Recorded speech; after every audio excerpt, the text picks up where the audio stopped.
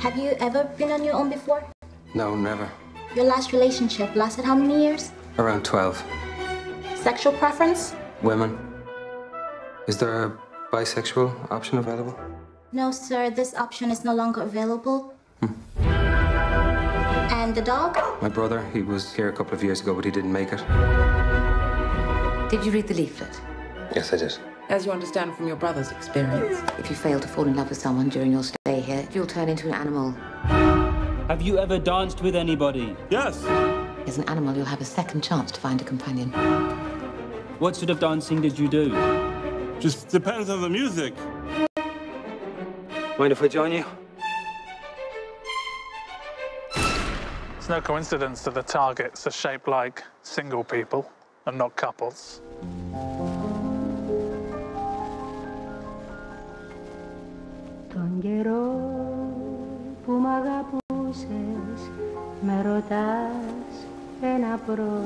Did you catch rabbits? Catching a rabbit is difficult. Thank you very much. If you need more rabbits, I'll bring you more. You promise? You can be a loner as long as you like. There is no time limit. Any romantic or sexual relations are punished. We have to be totally synchronized. 3, 2. You're like a brother to me. Oh, you're my best friend in the whole world. I don't think I'm your best friend in the whole world.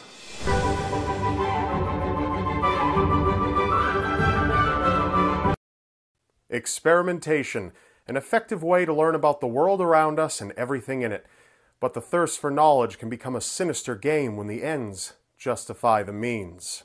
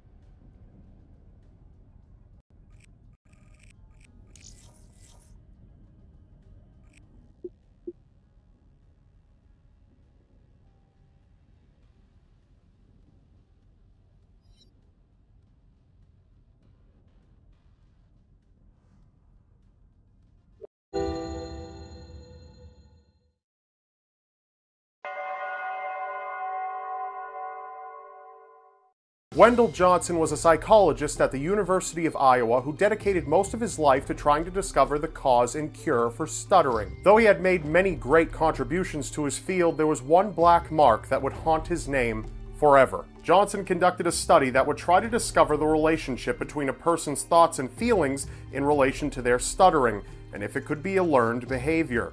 Though the study would reveal a great amount of information regarding this relationship, some argued that he went too far to obtain it. Johnson selected one of his graduate students named Mary Tudor to conduct the experiment. With a competent student to gather research, all he needed now were test subjects, and a nearby orphanage would suffice for that. So Mary gathered her supplies and ventured to the orphanage on January 17, 1939. That day, the experiment that would come to be known as the Monster Study began. Mary had gathered the students into two different groups, ones who were known stutterers and the others who were not stutterers and could speak quite well. The group with children that stuttered received positive attention and were told that their stuttering was just a phase and that they'd get through it and not to listen to anybody who might have criticized them. The group of well-spoken children received negative attention. They were lied to and told that they showed traits of a child that could become a stutterer. They were told that they must not stutter. At any cost, they must not stutter. The children, so afraid that they might stutter or even slip up on a word, began to mentally shut down. Their grades dropped off. They would develop nervous habits like snapping their fingers if they felt they might have trouble with a word. Some even refused to speak at all, fearing that they would become a stutterer if they tried. The children disconnected from their best friends, hardly speaking to them anymore. One child even ran away. Mary Tudor had felt remorse for what she had done. She went back to the orphanage 3 times after the experiment had ended. She told the once well-spoken children that they weren't ever meant to stutter and that they could speak freely, but the damage had already been done. In a letter to Wendell Johnson, she wrote, "I believe that in time they will recover, but we certainly made a definite impression on them." Unfortunately, she was only half right. Their impression was such a powerful one that some of the children lived with the damage from the study for the rest of their lives. The University of Iowa publicly apologized for the Monster Study in 2001, 62 years after it had all started.